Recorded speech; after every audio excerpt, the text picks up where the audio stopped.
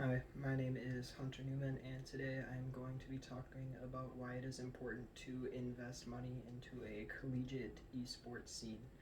And I would like to begin with talking about the reason why I am qualified as an individual to talk about these things.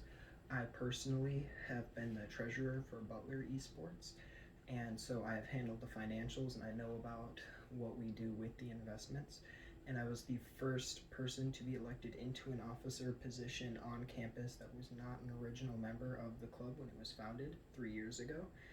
And then beyond that, I've also gone to multiple esports events and had the opportunity to connect with and talk to and interview multiple esports personalities, such as players, coaches, owners of teams, the people who cast or do the play by play of the esports, and then the interviewers that talk to players after they play.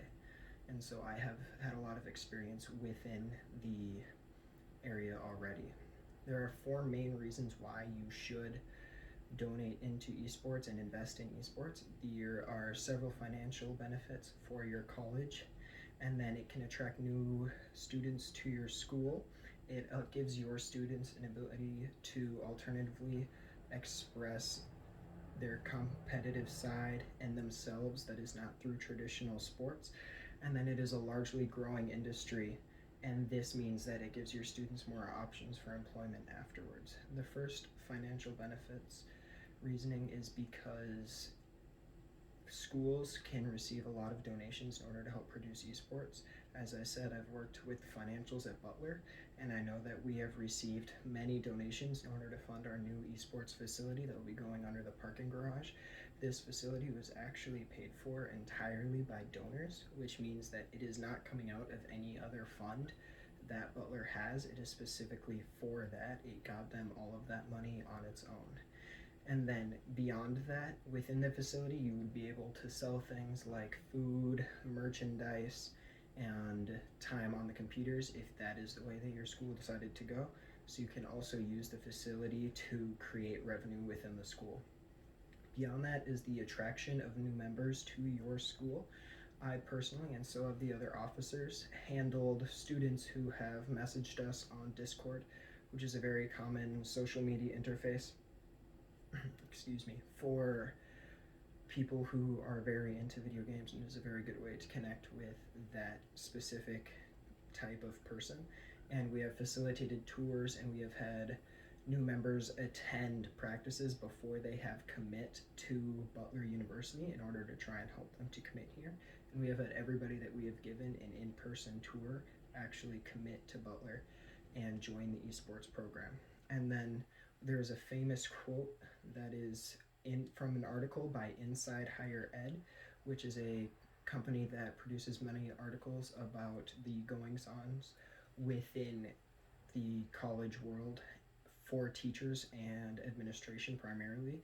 And they said that there's a strong trend that students are going to start looking for esports to be something that is in a school that they commit to before they commit to it.